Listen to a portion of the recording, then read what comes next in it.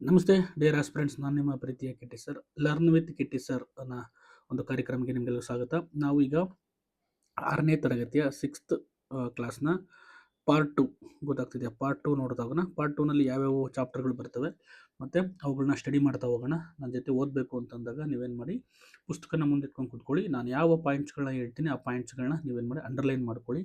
Underline ಮಾಡ್ಕೊಂಡಾಗ ನಿಮಗೆ ಗೊತ್ತಾಗುತ್ತೆ ಇದು ಎಕ್ಸಾಮಿಗೆ ಬರೋದು ಅಥವಾ ಇದು ಕಾನ್ಸೆಪ್ಟು ಅನ್ನೋದು ಅರ್ಥ ಆಗುತ್ತೆ. ನಾವು ಕಳೆದ ವಿಡಿಯೋಗಳಲ್ಲಿ ನಾವು 6th ಒಟ್ಟು 5 ಚಾಪ್ಟರ್ಗಳನ್ನ ಮುಗಿಸಿದ್ವಿ.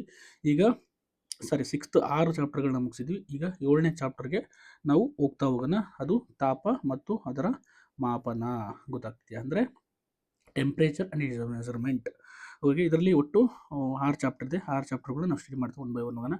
ಅದರಲ್ಲಿ 7ನೇ ಅಧ್ಯಾಯ ತಾಪ ಮತ್ತು ಅದರ ಮಾಪನ, ಅಂದರೆ ಟೆಂಪ್ರೇಚರ್ ಅಂತ ಕರೀತಾರೆ. ನೀವು ಯೂಶ್ವಲಿ ದಿನನಿತ್ಯ ಏನು ಯೂಸ್ ಮಾಡ್ತೀವಲ್ಲ, ಟೆಂಪ್ರೇಚರ್ ಜಾಸ್ತಿ ಆಗಿದೆ, ಮೈ ಬಿಸಿಯಾಗಿದೆ, ಅಥವಾ ಇಷ್ಟು ಡಿಗ್ರಿ ಇದೆ, ಇಷ್ಟು ಸೆಲ್ಸಿಯಸ್ ಇದೆ, ಇಷ್ಟು ಕೆಲ್ವಿನ್ ಇದೆ ಅಂತ ನೀವು ಡೈಲಿ ನಿತ್ಯ ಮಾತಾಡ್ತೀರಾ. ಆ ಒಂದು ಅದ್ರ ಬಗ್ಗೆ ಮೆಜರ್ಮೆಂಟ್ ಮಾಡೋದು, ಅದು ಯಾವ ರೀತಿ ಇದೆ, ತಾಪ ಅಂದರೆ ಏನು, ಸಿಂಪಲ್ ಕಾನ್ಸೆಪ್ಟ್, ಹೀಟಿಗೆ ಸಂಬಂಧಪಟ್ಟಿದ್ದು. ನೀವೇನು ಹೈಯರ್ ಸ್ಟಡೀಸಲ್ಲಿ ಓದ್ತೀರಾ, ಹೀಟ್ ಬಗ್ಗೆ ಓದ್ತಿರಲ್ಲ, ಅಥವಾ ಏನು ಉಷ್ಣ ಅಂತ ಕರೀತಾರೆ, ಆ ಉಷ್ಣದ ಒಂದು ಪೀಠಿಕೆಯ ಚಾಪ್ಟರ್ ಅಂತ ಹೇಳ್ಬೋದು. ಚಾಪ್ಟರ್ ತುಂಬ ಈಸಿ ಇದೆ, ಇದನ್ನು ಓದ್ತಾ ಹೋಗಿ.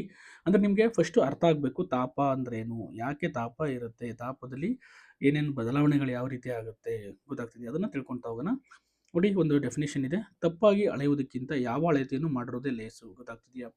ಒಂದು wrong measurements are worse than no measurements at all. ಅಂದರೆ ನಾವು ತಪ್ಪು ಮೆಜರ್ಮೆಂಟ್ ಮಾಡೋದಕ್ಕಿಂತ ಸುಮ್ಮನೆ ಇರೋದು ಎಷ್ಟು ಬೆಸ್ಟು ಅಂತ ಅಂದ್ಬಿಟ್ಟು ಅನ್ನಮಣಿ ಅನ್ನೋ ಒಬ್ಬ ಸೈಂಟಿಸ್ಟ್ ಹೇಳ್ತಾ ಇದ್ದಾರೆ.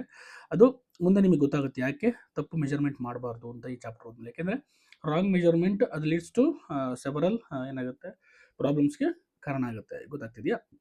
ನೋಡಿ, ಲೊಂಬಾಕ್ ಮತ್ತು ಅವನ ಅಕ್ಕ ಫಿಬಾನ್ ಶಿಲ್ಲಾಂಗ್ನಲ್ಲಿ, ನೋಡಿ ಶಿಲ್ಲಾಂಗ್ ಎಲ್ಲಿ ಬರುತ್ತೆ ನನಗೆ ಹೇಳಬೇಕು. ಶಿಲ್ಲಾಂಗ್ ಕಮೆಂಟ್ ಮಾಡಿ. ಶಿಲ್ಲಾಂಗು ಯಾವ ರಾಜ್ಯದ ರಾಜಧಾನಿ? ನೋಡಿ, ಇದು ಶಿಲ್ಲಾಂಗ್. ಓಕೆನಾ?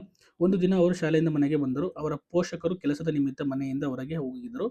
ಲಂಬೋಕ್ ತನಗೆ ಜ್ವರ ಬಂದಂತೆ ಅನಿಸುತ್ತಿದೆ ಎಂದು ಹೇಳಿದ.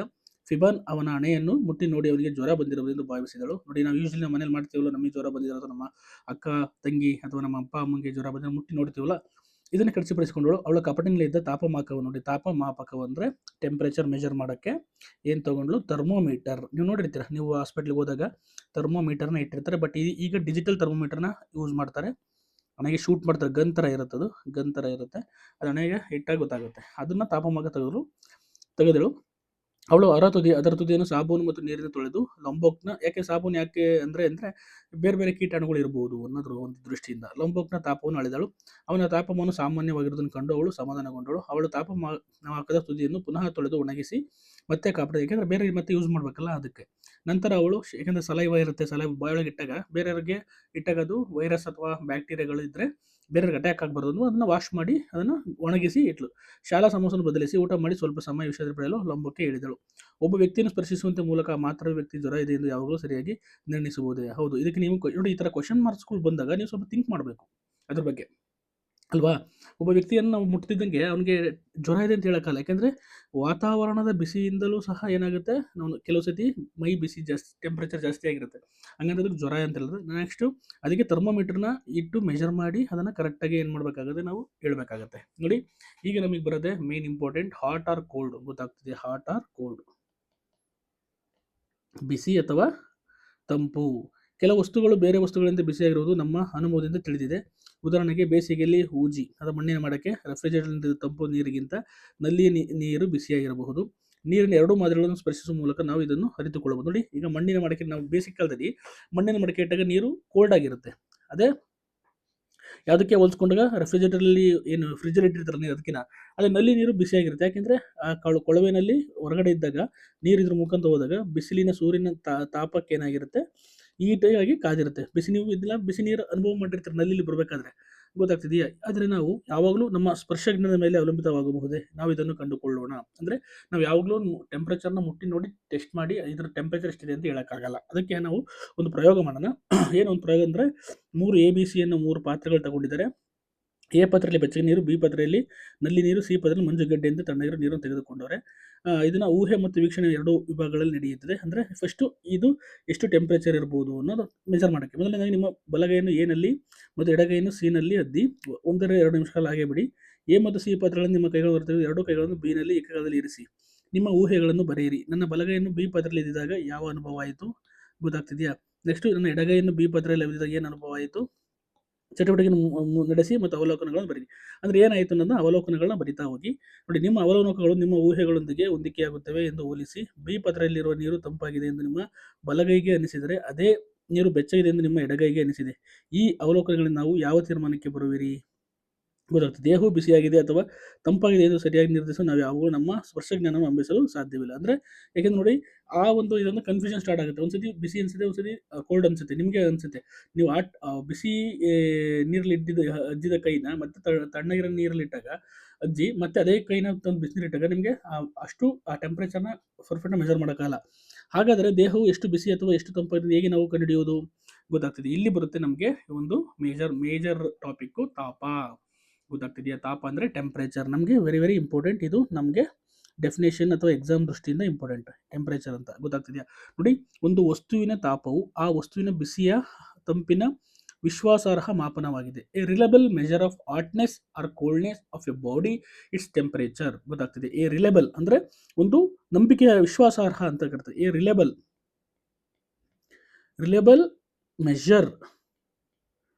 Measure of hotness and coldness. ನೀವು ಟೆಂಪರೇಚರ್ ಅಂದ್ರೆ ಇಷ್ಟೇ ತಿಳ್ಕೊಳ್ಳಿ.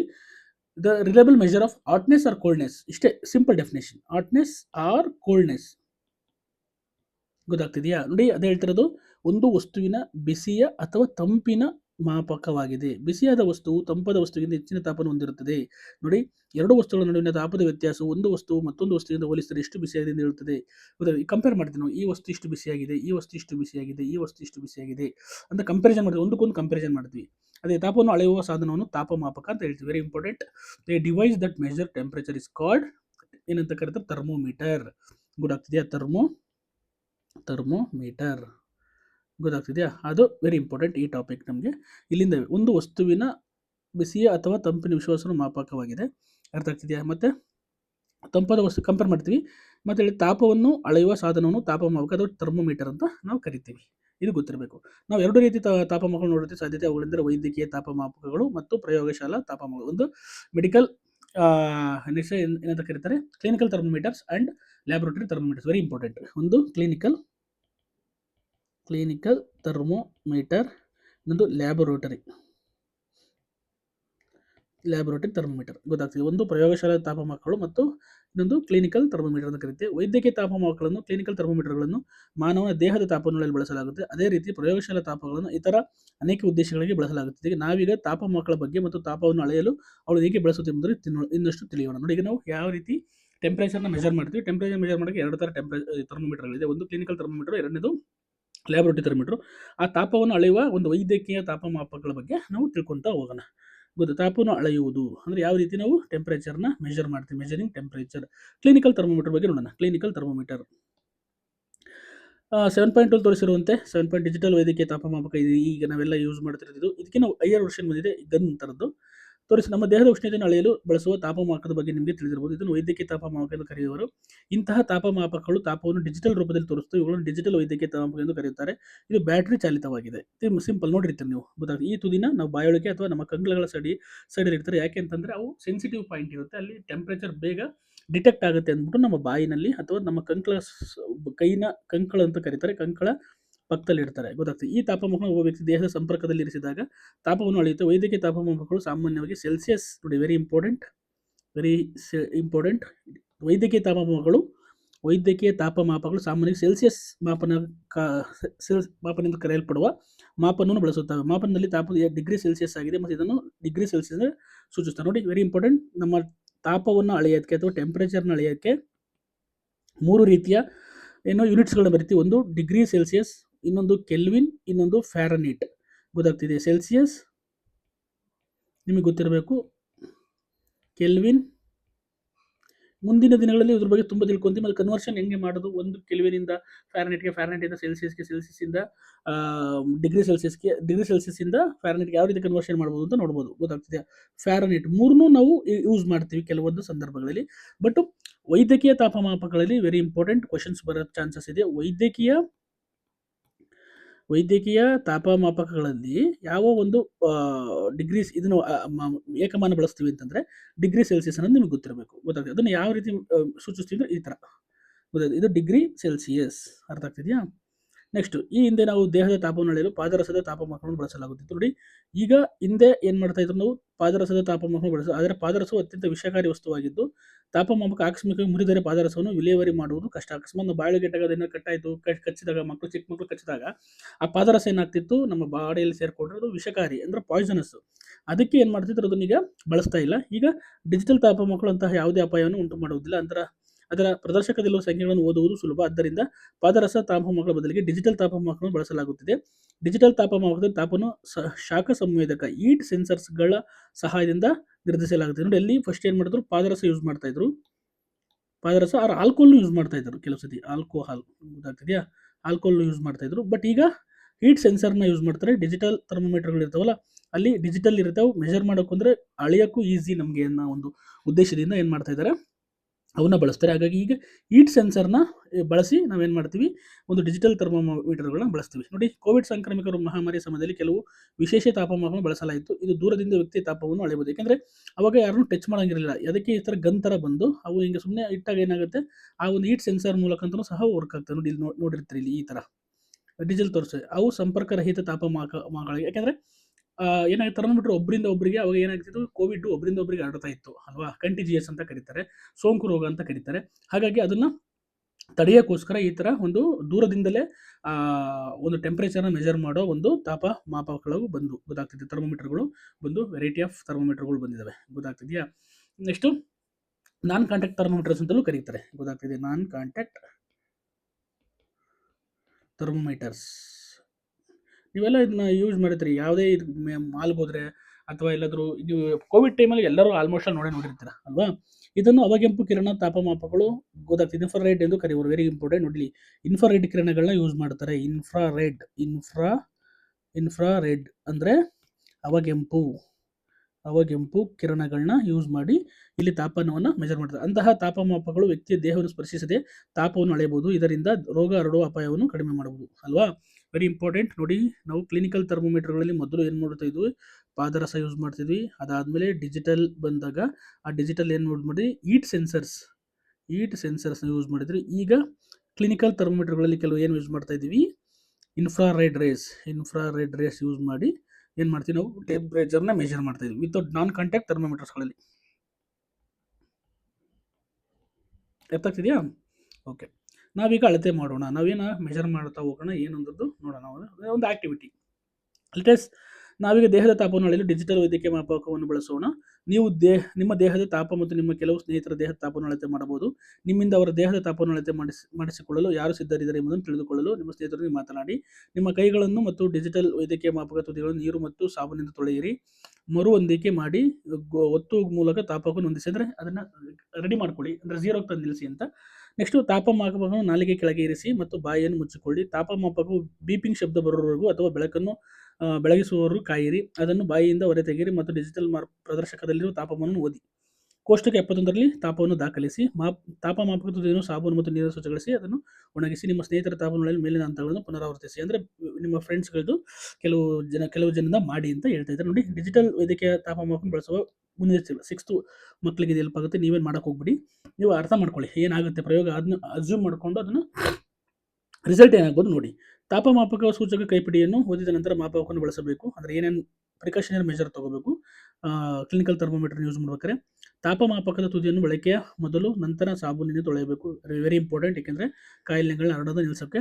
ತೊಳೆಯುವ ಮತ್ತು ಪ್ರದರ್ಶಕದಂತಹ ಡಿಜಿಟಲ್ ಭಾಗವು ನೀರಿನ ಸಂಪರ್ಕಕ್ಕೆ ಬರದಂತೆ ಕಾಳಜಿ ವಹಿಸುವ. ಅಂದರೆ ಯಾಕೆಂದರೆ ಡಿಜಿಟಲ್ ಹಾಳಾಗೋಗುತ್ತೆ ನೀರಿನ ಸಂಪರ್ಕ ಬಂದರೆ ಅಂತ. ಬಳಸುವಾಗ ತಾಪಮಾಪಕದ ತುದಿಯನ್ನು ಹಿಡಿದುಕೊಳ್ಳಬೇಡಿ, ಯಾಕೆಂದರೆ ನಿಮ್ಮ ಟೆಂಪ್ರೇಚರ್ ಮೆಜರ್ ಮಾಡಿಬಿಡುತ್ತೆ. ನೋಡಿ, ನಿಮ್ಮ ಹೆಸರು, ಫ್ರೆಂಡ್ಸ್ ಹೆಸರುಗಳು ಬರೀ ಎಷ್ಟು ಟೆಂಪ್ರೇಚರ್ ಬಂತು, ಡಿಗ್ರಿ ಸೆಲ್ಸಿಯಸ್. ಯಾಕೆಂತಂದರೆ ನಾವು ಕ್ಲಿನಿಕಲ್ ಥರ್ಮೋಮೀಟರ್ನ ಡಿಗ್ರಿ ಸೆಲ್ಸಿಯಸ್ಸಲ್ಲಿ ಮೆಜರ್ ಮಾಡ್ತೀವಿ ಅಲ್ವಾ. ನೆಕ್ಸ್ಟು ಮತ್ತು ಫ್ಯಾರನೈಟಲ್ಲೂ ಮೆಜರ್ ಮಾಡ್ತೀವಿ. ಅದನ್ನು ಇರಲಿ ನೆನಪಿರಲಿ. ನಾನು ಹೇಳ್ತೀನಿ, ಮುಂದಿನ ದಿನಗಳಲ್ಲಿ ಹೇಳ್ತೀನಿ ಅದ್ರ ಬಗ್ಗೆ. ಗೊತ್ತಾಗ್ತಿದೆಯಾ? ಈ ಥರ ಮೆಜರ್ ಮಾಡ್ತಾ ಹೋಗಿ. ನೋಡಿ ನೆಕ್ಸ್ಟು ಆರೋಗ್ಯವಂತ ಮಾನವ ದೇಹದ ಸಾಮಾನ್ಯ ತಾಪವನ್ನು 37 ಡಿಗ್ರಿ ಸೆಲ್ಸಿಯಸ್ ಎಂದು ತೆಗೆದುಕೊಳ್ಳಲಾಗಿದೆ. Very very important. ಎಕ್ಸಾಮ್ನ ದೃಷ್ಟಿಯಲ್ಲಿ ತುಂಬ ಸತಿ ಕೇಳಿದ್ದಾರೆ. ಒಬ್ಬ ಆರೋಗ್ಯವಂತ ಮಾನವನ ದೇಹದ ಸಾಮಾನ್ಯ ತಾಪ ಎಷ್ಟು ಅಂದರೆ 37 degree Celsius. Very very important. ಈ ಒಂದು ಕಾನ್ಸೆಪ್ಟ್ ವೆರಿ ಇಂಪಾರ್ಟೆಂಟ್. ಅರ್ಥ ಮಾಡ್ಕೊಳ್ಳಿ ಮೈ ಡಿಯರ್ ಫ್ರೆಂಡ್ಸ್. ಇದು ಕೇಳಿದರೆ ಕ್ವಶನ್ಸು ತುಂಬ ಇಂಪಾರ್ಟೆಂಟ್. ನೋಟ್ ಮಾಡಿ ಇಟ್ಕೊಂಬಿಡಿ. ಇದು ವೆರಿ ಇಂಪಾರ್ಟೆಂಟ್. ಈ ಚಟುವಟಿಕೆಯಲ್ಲಿ ಪ್ರತಿಯೊಬ್ಬ ವ್ಯಕ್ತಿ ಸಾಮಾನ್ಯ ತಾಪವು 37 ಡಿಗ್ರಿ ಸೆಲ್ಸಿಯಸ್ ಎಂದು ನೀವು ಕಂಡುಕೊಂಡಿದ್ದೀರಾ, ಅಥವಾ ಕೆಲವು ವ್ಯಕ್ತಿಗಳ ತಾಪವು ಸ್ವಲ್ಪ ಹೆಚ್ಚು ಅಥವಾ ಕಡಿಮೆ ಇರೋದು ನೀವು ಗಮನಿಸಿ. ನೋಡಿ, ನೀವು ಇಲ್ಲಿ ಟೇಬಲಲ್ಲಿ ಒಂದಷ್ಟು ಹುಡುಗರದು ಮೆಜರ್ ಮಾಡಿದಾಗ ಎಲ್ಲರದು 37 ಡಿಗ್ರಿ ಸೆಲ್ಸಿಯಸ್ಸೇ ಬಂತ. ಕೆಲವ್ರದ್ದು ಕಡಿಮೆ ಇರ್ಬೋದು, ಕೆಲವ್ರದ್ದು ಜಾಸ್ತಿ ಇರ್ಬೋದು. ಹಂಗಾಗಿ ವೇರಿಯೇಷನ್ ಇರುತ್ತೆ, ಸಣ್ಣ ಪುಟ್ಟ ವೇರಿಯೇಷನ್ಸ್ ಇರುತ್ತೆ, ಬಟ್ ಅದು ಸಮಸ್ಯೆ ಇಲ್ಲ. ನೋಡಿ, ಪ್ರತಿಯೊಬ್ಬ ವ್ಯಕ್ತಿಯ ದೇಹದ ತಾಪವು 37 ಡಿಗ್ರಿ ಸೆಲ್ಸಿಯಸ್ ಆಗಿರುವುದಿಲ್ಲ. ನಾವು ಸಾಮಾನ್ಯ ತಾಪ ಎಂದು ಕರೆಯುವುದು ಹೆಚ್ಚಿನ ಸಂಖ್ಯೆಯ ಆರೋಗ್ಯದ ಜನರ ಸರಾಸರಿ ತಾಪವಾಗಿದೆ. ಆದ್ದರಿಂದ ಪರಿಪೂರ್ಣ ಆರೋಗ್ಯದ ವ್ಯಕ್ತಿಯು 37 ಡಿಗ್ರಿ ಸೆಲ್ಸಿಯಸ್ಗಿಂತ ಸ್ವಲ್ಪ ಭಿನ್ನವಾದ ಸಾಮಾನ್ಯ ತಾಪವನ್ನು ಹೊಂದಿರಬಹುದು. ದೇಹದ ತಾಪವು ವಯಸ್ಸು, ದಿನದ ಸಮಯ, ಚಟುವಟಿಕೆ ಮಟ್ಟದಂತಹ ಹಲವಾರು ಅಂಶಗಳಿಂದ ಪ್ರಭಾವಿತವಾಗಿರುತ್ತದೆ. ನೋಡಿ, ಟೆಂಪರೇಚರ್ ನಾವು ಮೆಜರ್ ಮಾಡಿದಾಗ ಹಲವಾರು ಕಾರಣಗಳಿಂದ ಅದು ವೇರಿಯೇಷನ್ ಆಗ್ಬೋದು. 37 ಡಿಗ್ರಿ ಸೆಲ್ಸಿಯಸ್ ಇರಲ್ಲ. ಯಾಕೆ ಅಂತಂದರೆ, ಈಗ ನಾವು ನೋಡಿ ಕೆಲವು ಸತಿ ಅಕಸ್ಮಾತ್ ಅವನಿಗೆ ಅವತ್ತು ಏನಾದರೂ ಜೋರಾಗಿ ಎಕ್ಸಸೈಸ್ ಮಾಡ್ಕೊಂಡು ಬಂದರೆ ಬಾಡಿ ಟೆಂಪರೇಚರ್ ಜಾಸ್ತಿ ಆಗಿರುತ್ತೆ, ಅಥವಾ ಅವತ್ತಿನ ಬೇಸಿಗೆ ಕಾಲದಲ್ಲಿ ಮೆಜರ್ ಮಾಡಿದಾಗ ಬೇರೆ ಬರುತ್ತೆ, ಚಳಿಗಾಲದಲ್ಲಿ ಮೆಜರ್ ಮಾಡಿದಾಗ ಬೇರೆ ಬರುತ್ತೆ. ಗೊತ್ತಾಗ್ತಿದೆ ಅಂದರೆ ಅದು ಆಮೇಲೆ ವಯಸ್ಸು ಮೇಲೆ ಡಿಪೆಂಡ್ ಆಗುತ್ತೆ. ಚಿಕ್ಕ ಮಕ್ಕಳಿಗೆ ಮೆಜರ್ ಮಾಡಿದಾಗ ಜಾಸ್ತಿ ಟೆಂಪರೇಚರ್ ಜಾಸ್ತಿ ಇರುತ್ತೆ ಅವ್ರ ಬಾಡಿನಲ್ಲಿ, ವಯಸ್ಸಾದವರಿಗೆ ಕಡಿಮೆ ಇರುತ್ತೆ. ಈ ರೀತಿ ಗೊತ್ತಾಗ್ತಿದೆಯಾ? ನಿಮ್ಮ ಟೆಂಪರೇಚರು ವ್ಯಕ್ತಿಯಿಂದ ದೇಹದ ತಾಪವು ವಯಸ್ಸು ಮತ್ತು ಆ ದಿನದ ಸಮಯ ಮತ್ತು ಯಾವಾಗ ಅಕಸ್ಮಾತ್ ಏನಾದರೂ ನಿಂದ ಚಟುವಟಿಕೆ ಮಾಡ್ಕೊಂಡು ಬಂದಿದ್ರೆ, ಅಥವಾ ಮಲ್ಕೊಂಡಿದ್ದಿದ್ರೆ, ಅಥವಾ ಸ್ಪೋರ್ಟ್ಸ್ ಆಡ್ಕೊಂಡು ಬಂದಿದ್ರೆ, ಆ ಟೆಂಪರೇಚರ್ ಏನಾಗುತ್ತೆ, ವಿಭಿನ್ನವಾಗುತ್ತೆ. ಹಾಗಾಗಿ ಅದು ನೆನಪಿರಬೇಕು. But on an average 37 degree Celsius ಸುತ್ತಮುತ್ತ ಇರಬೇಕು ಅಂತ ಹೇಳ್ತಾರೆ. ವಯಸ್ಕರಿಗೆ ಹೋಲಿಸಿದರೆ ಸಣ್ಣ ಮಕ್ಕಳು ಸಾಮಾನ್ಯವಾಗಿ ಸ್ವಲ್ಪ ಹೆಚ್ಚಿನ ದೇಹದ ತಾಪವನ್ನು ಹೊಂದಿರ್ತಾರೆ. ಸ್ವಲ್ಪ ಟೆಂಪರೇಚರ್ನ ಜಾಸ್ತಿ ಹೊಂದಿರ್ತಾರೆ. ಯಾರು? ಚಿಕ್ಕ ಮಕ್ಕಳು. ಗೊತ್ತಾಗ್ತಿದೆ. ಕಂಪ್ಯಾರಿಟಿವ್ಲಿ ಎಲ್ಡರ್ಸ್ ಕೂರಿಸ್ಕೊಂಡ್ರೆ small childrens generally have slightly higher ಒಂದು ಬಾಡಿ ಟೆಂಪರೇಚರ್ನ ಹೊಂದಿರ್ತಾರೆ. ಗೊತ್ತಾಗ್ತಿದೆಯಾ? ವಯೋವೃದ್ಧರು ಆರೋಗ್ಯವಾಗಿದ್ದರೂ ಸಹ ಸಾಮಾನ್ಯ ಯುವಕರಿಗಿಂತ ಕಡಿಮೆ ದೇಹದ ತಾಪವನ್ನು ಹೊಂದಿದ್ದಾರೆ. ಯೂತ್ಸ್ ಹೋಲಿಸ್ಕೊಂಡಾಗ ಗೊತ್ತಾಗ್ತಿದೆಯಾ, ಎಲ್ಡರ್ ಪೀಪಲ್ಗಳು ಏನಾಗುತ್ತೆ, ಸ್ವಲ್ಪ ಕಡಿಮೆ ಟೆಂಪರೇಚರ್ನ ಒಂದೇ ಆಗುತ್ತೆ. ಗೊತ್ತಾಗ್ತಿದೆಯಾ? ನಿಮ್ಮ ದೇಹದ ತಾಪವನ್ನು ದಿನದ ವಿವಿಧ ಸಮಯಗಳಲ್ಲಿ ವಿಭಿನ್ನ ದಿನಗಳಲ್ಲಿ ಅಳೆಯಲು ನೀವು ಪ್ರಯತ್ನಿಸಬಹುದು. ತಾಪಮಾಪಕದ ದತ್ತಾಂಶಗಳನ್ನು ನಿಮ್ಮ ನೋಟ್ ಪುಸ್ತಕದಲ್ಲಿ ದಾಖಲಿಸಿ. 1 ತಿಂಗಳ ನಂತರ ನಿಮ್ಮ ತಾಪದ ದಾಖಲೆಯನ್ನು ವಿಶ್ಲೇಷಿಸಿ. ನೀವು ಏನಾದರೂ ವ್ಯತ್ಯಾಸಗಳಿವೆ ಎಂದು ನೋಡಿ. ಹೌದು ಎಂದಾದರೆ ಅದಕ್ಕೆ ಕಾರಣಗಳು ಏನಾಗಿರಬಹುದು ಎಂದು ಆಲೋಚಿಸಿ. ಒಂದು ಥರ್ಮೋಮೀಟರ್ ತಗೊಂಡು ಪ್ರತಿ ದಿನ ಅಳೆದು ನೋಡಿ, ಬೇರೆ ಬೇರೆ ಒಂದು ದಿನದಲ್ಲಿ ಬೇರೆ ಬೇರೆ ಸಮಯದಲ್ಲಿ, ಅವಾಗ ನಿಮ್ಮ ಬಾಡಿ ಟೆಂಪರೇಚರ್ ಚೇಂಜ್ ಆಗುತ್ತೆ. ಅದನ್ನೆಲ್ಲ ಒಂದು ಆವರೇಜ್ ಮಾಡಿದಾಗ ನಿಮ್ಮದು ಬಾಡಿ ಟೆಂಪರೇಚರ್ ಆವರೇಜ್ ಬರುತ್ತೆ. ಗೊತ್ತಾಗ್ತಿದೆಯಾ?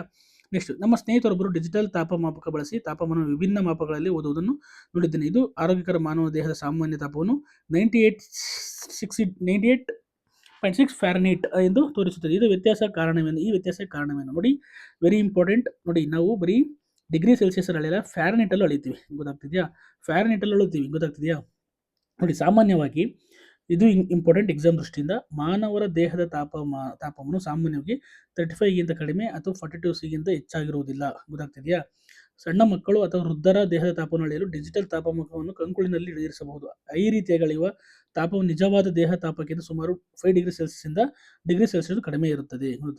ಟೆಂಪರೇಚರ್ ಕಂಪ್ಯಾರಿಟಿವ್ಲಿ ಏನಾಗುತ್ತೆ, ಮಕ್ಕಳದು ಏನಾಗುತ್ತೆ, ಜಾಸ್ತಿ ಇರುತ್ತೆ, ವೃದ್ಧರು ಕಡಿಮೆ. ಅದು ಎಷ್ಟಿರುತ್ತೆ? 0.5 ಡಿಗ್ರಿ ಸೆಲ್ಸಿಯಸ್ಸಿಂದ 1 ಡಿಗ್ರಿನಷ್ಟು ಕಡಿಮೆ ಇರಬಹುದು ಅಂತ ಹೇಳ್ತಾ ಇದ್ದಾರೆ. ನೋಡಿ, ಇನ್ನೊಂದು very important topic Fahrenheit.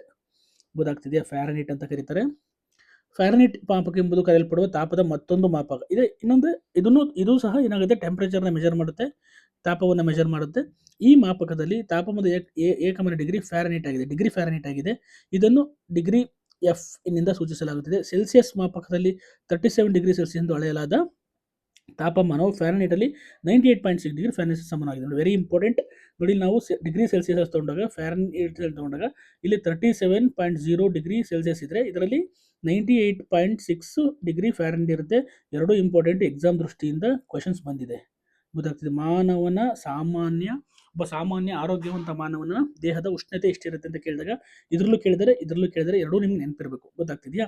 I think understand ಆಯಿತು ಅಂದ್ಕೊತೀನಿ. ನೀವೆಲ್ಲ ಯೂಶಲಿ ನೋಡೋದು ನಂದು 98 ಇದೆ ಸರ್, 100 ಇದೆ ನಂದು ಡಿಗ್ರಿ. 100 ಡಿಗ್ರಿ ಸೆಲ್ಸಿಯಸ್ ಅಲ್ಲ, 100 ಫ್ಯಾರನೈಟ್ ಸೆಲ್ಸಿಯಸ್. ಗೊತ್ತಾಯ್ತು? 100 ಫ್ಯಾರನೈಟ್. ಗೊತ್ತಾಗ್ತಿದೆ? ಸೆಲ್ಸಿಯಸ್ ಅಲ್ಲ, 100 ಫ್ಯಾರನೈಟ್ ಅಂತ ಹೇಳ್ತೀರಾ. ಸರ್ ನಂದು 100 ಇದಿತ್ತು, ಜ್ವರ ಬಂದಿತ್ತು ಅಂದರೆ 100 ಡಿಗ್ರಿ ಅಲ್ಲ, 100 ಡಿಗ್ರಿ ಇದ್ರೆ ಸತ್ಯ ಹೋಗ್ತಾನೆ ಮನುಷ್ಯ. ಅವನು 100 ಫ್ಯಾರನೈಟ್ ಅಂತ ಹೇಳ್ಬೇಕು ನೀವು. ಗೊತ್ತಾಗ್ತಿದೆ? ಅಲ್ಲಿ ಕನ್ಫ್ಯೂಸ್ ಮಾಡ್ಕೊತೀರಾ ಹುಡುಗರು, ಅಥವಾ ಯೂಶಲಿ ಜನರಲ್ ಆಗಿ. ಗೊತ್ತಾಗ್ತಿದೆಯಾ? ಫ್ಯಾರನೈಟ್ ಮಾಪನವನ್ನು ಇತ್ತೀಚಿನ ದಿನಗಳಲ್ಲಿ ವೈಜ್ಞಾನಿಕ ಅಧ್ಯಯನಗಳಲ್ಲಿ ಬಳಸಲಾಗುತ್ತಿಲ್ಲ.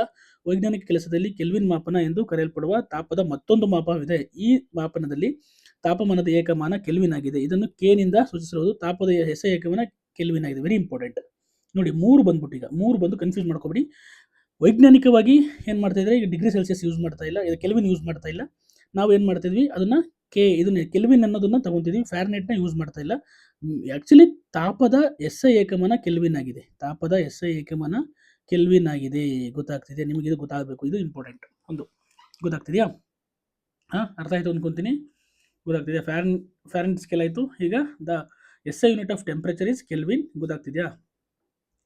ನೆಕ್ಸ್ಟು ಕೆಲ್ವಿನ್ ಮಾಪನವನ್ನು ಎಂದು ಕರೆಯಲ್ಪಡುವ ತಾಪದ ಮತ್ತೊಂದು ಮಾಪನ ಆಗಿದೆ. ಈ ಮಾಪನದಲ್ಲಿ ತಾಪಮಾನ ಏಕಮಾನ ಕೆಲ್ವಿನ್ ಆಗಿದೆ. ಇದನ್ನು ಕೆನಿಂದ ಸೂಚಿಸ್ತಾರೆ, ಗೊತ್ತಿರಬೇಕು. ನೋಡಿ, ಈ ಮಾಪನಗಳನ್ನು ಅಭಿವೃದ್ಧಿಪಡಿಸಿದ ವಿಜ್ಞಾನಿಗಳ ಗೌರವಾರ್ಥವಾಗಿ ಎಲ್ಲ 3 ತಾಪಮಾನಗಳಾದ ಸೆಲ್ಸಿಯಸ್, ಫ್ಯಾರನೈಟ್ ಮತ್ತು ಕೆಲ್ವಿನ್ ಅವರನ್ನು ಅವರ ಹೆಸರಿನಿಂದ ಕರೆಯಲಾಗಿದೆ. ಇವು 3 ಜನ ಸೈಂಟಿಸ್ಟ್ಗಳು. ಯಾರ್ಯಾರು?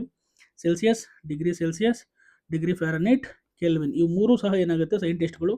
ಇವರ ನೇಮ್ ಅಥವಾ ಅವರ ಕಾಂಟ್ರಿಬ್ಯೂಷನ್ಗೆ ಅವರ ಒಂದು ಕೊಟ್ಟಂಥ ಕಾಂಟ್ರಿಬ್ಯೂಷನ್ಗೋಸ್ಕರ ಅವ್ರಿಗೆ ಹಾನರ್ ಮಾಡೋಕ್ಕೋಸ್ಕರ ಅವರ ಏನು ಸೈಂಟಿಸ್ಟ್ಗಳ ಹೆಸರುಗಳನ್ನ ಇಡಲಾಗಿದೆ.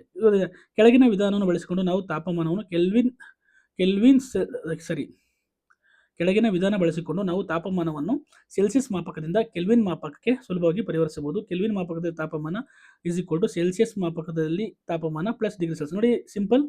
ಗೊತ್ತಾಗ್ತಿದೆಯಾ? Kelvin is equal to degree Celsius plus 273.15 add ಮಾಡಿದ್ರೆ ನಿಮಗೆ ಕೆಲ್ವಿನಲ್ಲಿ ಬರುತ್ತೆ. ಈಗ ನೋಡಿ, example, Kelvin is equal to ಎಷ್ಟಂದರೆ ಒಂದು 10 ಡಿಗ್ರಿ ಅಂದ್ಕೊಳ್ಳಿ. ಆವಾಗ ಏನಾಗುತ್ತೆ, 273.15 ಆ್ಯಡ್ ಮಾಡಿದ್ರೆ ಕೆ ಇಸ್ ಈಕ್ವಲ್ ಟು 283.15 ಆಗುತ್ತೆ. This is the kelvin temperature ಆಗುತ್ತೆ. ಈ ರೀತಿ ನೀವು ಬೇಕಾದ್ರೆ ಏನು ಮಾಡೋದು, ಕನ್ವರ್ಷನ್ ಮಾಡ್ಬೋದು. ಅದೇ ರೀತಿ ನೀವು ಡಿಗ್ರಿ ಸೆಲ್ಸಿಯಸ್ ಕೊಟ್ಟಾಗ ಕೆಲ್ವಿನಲ್ಲಿ ಬರೀಬೋದು, ಕೆಲ್ವಿನ್ ಕೊಟ್ಟಾಗ ಡಿಗ್ರಿ ಸೆಲ್ಸಿಯಸ್ಸಲ್ಲಿ ಬರೀಬೋದು. ಗೊತ್ತಾಗ್ತಿದೆಯಾ? ತಾಪದ ಮಾಪನಗಳ ಹೆಸರುಗಳಾದ ಸೆಲ್ಸಿಯಸ್ ಮಾಪನ, ಫ್ಯಾರನೈಟ್ ಮಾಪನ ಮತ್ತು ಕೆಲ್ವಿನ್ ಮಾಪನಗಳನ್ನು ಇಂಗ್ಲೀಷ್ನಲ್ಲಿ ಬರೆಯುವಾಗ ಅವುಗಳ ಹೆಸರುಗಳು ಇಂಗ್ಲೀಷ್ ವರ್ಣಮಾಲೆಯ ದೊಡ್ಡ ಅಕ್ಷರದಿಂದ ಪ್ರಾರಂಭವಾಗುತ್ತದೆ. ನೋಡಿ, ವೆರಿ ಇಂಪಾರ್ಟೆಂಟ್. ಕ್ಯಾಪಿಟಲ್ ಆಗಿ ಬರಬೇಕು, ಡಿಗ್ರಿ ಸೆಲ್ಸಿಯಸ್ ಮತ್ತು ಫ್ಯಾರನೈಟ್ ಅಲ್ವಾ? ತಾಪಮಾನದ ಏಕಮಾನಗಳಾದ ಡಿಗ್ರಿ ಸೆಲ್ಸಿಯಸ್ ಮತ್ತು ಡಿಗ್ರಿ ಫ್ಯಾರನೈಟ್ಗಳಿಗೆ ಇಂಗ್ಲೀಷ್ನಲ್ಲಿ ಬರೆಯುವಾಗ ಡಿಗ್ರಿ ಎಂದ ಪದವು ಚಿಕ್ಕ ಅಕ್ಷರದಿಂದ ಪ್ರಾರಂಭವಾಗುತ್ತದೆ ಮತ್ತು ಸೆಲ್ಸಿಯಸ್ ಅನ್ನು ಫ್ಯಾರನೈಟ್ ದೊಡ್ಡ ಅಕ್ಷರದಿಂದ ಪ್ರಾರಂಭವಾಗುತ್ತದೆ. ಕೆಲ್ವಿನ್ ಏಕಮಾನ ಚಿಕ್ಕ ಅಕ್ಷರದಿಂದ ಪ್ರಾರಂಭವಾಗುತ್ತದೆ. ಎಲ್ಲ ಏಕಮಾನಗಳು ಚಿಹ್ನೆಗಳು ಡಿಗ್ರಿ ಸೆಲ್ಸಿಯಸ್, ಫ್ಯಾರನೈಟ್, ಕೆಲ್ವಿನ್ ದೊಡ್ಡ ಅಕ್ಷರಗಳಾಗಿವೆ. ಡಿಗ್ರಿ ಚಿಹ್ನೆಯನ್ನು ಡಿಗ್ರಿ ಎಂದಿಗೆ ಕೆನೊಂದಿಗೆ ಮಾತ್ರ ಬರೆಯಲ್ಲ, ಕೆನಲ್ಲಿ ಜೊತೆಗೆ ಬರೆಯಲ್ಲ. ಇದನ್ನು ಗೊತ್ತಾಗ್ತಿದೆಯಾ? ಡಿಗ್ರಿ ಸೆಲ್ಸಿಯಸ್ ಬರೀತೀವಿ, ಫ್ಯಾರನೈಟ್ ಬರೀತೀವಿ, ಬಟ್ ಕೆಲ್ವಿನ್ಗೆ ಹಿಂಗೆ ಡಿಗ್ರಿ ಅಂತ ಬರೀಲಿ, ಇದು ಬರೀಬಾರ್ದು, ಬರೀ ಕೆ ಅಂತ ಬರೀಬೇಕು. ಗೊತ್ತಾಗ್ತಿದೆಯಾ?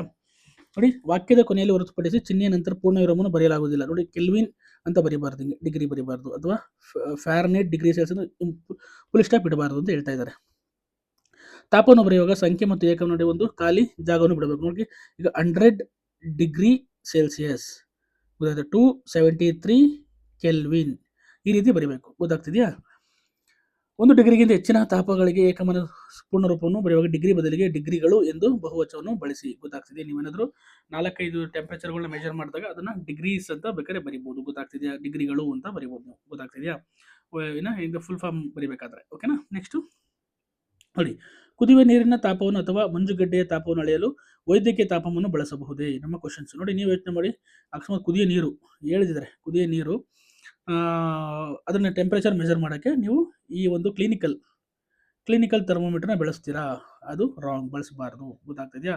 ಕುದಿಯುವ ನೀರು ಮತ್ತು ಮಂಜುಗಡ್ಡೆ ತಾಪ ವೈದ್ಯಕೀಯ ಕ್ಲಿನಿಕಲ್ ಥರ್ಮೋಮೀಟರ್ದ ವ್ಯಾಪ್ತಿಯಿಂದ ಹೊರಗಿದೆ. ಗೊತ್ತಾಗ್ತಿದೆ? ಯಾಕೆಂದರೆ ಕ್ಲಿನಿಕಲ್ ಥರ್ಮೋಮೀಟರ್ದು ಒಂದು ವ್ಯಾಪ್ತಿ ಇದೆ. ಆ ವ್ಯಾಪ್ತಿ ಎಷ್ಟಿದೆ ಅಂತ ಕಮೆಂಟ್ ಮಾಡಿ ನನಗೆ. ಆ ವ್ಯಾಪ್ತಿಯಿಂದ ಈಗ ನೋಡಿ, ಯಾಕಂದರೆ ಕುದಿಯುವುದು ನೀರು 100 ಡಿಗ್ರಿ ಸೆಲ್ಸಿಯಸ್ಸಲ್ಲಿ ಕುದಿಯುತ್ತೆ, 0 ಡಿಗ್ರಿ ಸೆಲ್ಸಿಯಸ್ಸಲ್ಲಿ ಮಂಜುಗಡ್ಡೆ ಆಗುತ್ತೆ. ಗೊತ್ತಾಗ್ತಿದೆ? ಹಾಗಾಗಿ ಇದ್ರ ದೊಡ್ಡ ರೇಂಜ್ ಬರುತ್ತೆ. ಹಾಗಾಗಿ ಇದನ್ನು ತೊಗೊಳಲ್ಲ. ಯಾಕೆಂದರೆ ಯೂಶಲಿ ಮಾನವ ಅನ್ನೋದು 37 ಡಿಗ್ರಿ ಸೆಲ್ಸಿಯಸ್ ಇದೆ. ಗೊತ್ತಾಗ್ತಿದೆ? ಹಂಗಾಗಿ ನಮ್ಗೆ ಯಾಕೆ ಬೇಕು 0 to 100 ಬೇಡ. ಯಾಕಂದರೆ 0 ಇರೋದೇ ಇಲ್ಲ. ಮನುಷ್ಯನ ದೇಹದ ತಾಪಮಾನ ಯಾವತ್ತು 0 to 20 ಇರೋದೇ ಇಲ್ಲ. ಅಟ್ಲೀಸ್ಟ್ ಒಂದು ಮ್ಯಾಕ್ಸಿಮಮ್ ಅಂದರೆ 35 ಮೇಲೆ ಇರುತ್ತೆ. ಗೊತ್ತಾಗ್ತಿದೆಯಾ? ಹಾಗಾಗಿ ಹಂಗಾರೆ ಆಮೇಲೆ 35 to 40 ಒಳಗೇನೆ ಇರುತ್ತೆ. ಹಾಗಾಗಿ ನಾವು ಅಲ್ಲಿ ಅಷ್ಟಿದ್ರೆ ಸಾಕಾಗುತ್ತೆ, ನಾವು ಇದನ್ನೆಲ್ಲ ತೊಗೊಳೋದು. ಹಂಗಾಗಿ ಈ ಒಂದು ಮೆಜರ್ಮೆಂಟ್ ಇರುತ್ತೆ. ಹಾಗಾದರೆ ಕ್ಲಿನಿಕಲ್ ಥರ್ಮೋಮೀಟರ್ಗಳಲ್ಲಿ ಎಷ್ಟು ನಮ್ಮದು ಮೆಜರ್ಮೆಂಟ್ ಇದೆ, ಎಷ್ಟು ರೇಂಜ್ ಆಫ್ ಕ್ಲಿನಿಕಲ್ ಥರ್ಮೋಮೀಟರ್ ನನಗೆ ಕಮೆಂಟ್ ಮಾಡಬೇಕು. ಎಷ್ಟೋ ಹುಡುಗರು ಕಮೆಂಟ್ ಮಾಡಲ್ಲ. ಯಾಕೆ ಅಂತಂದರೆ ಅವ್ರಿಗೆ ಗೊತ್ತಿರಲ್ಲ.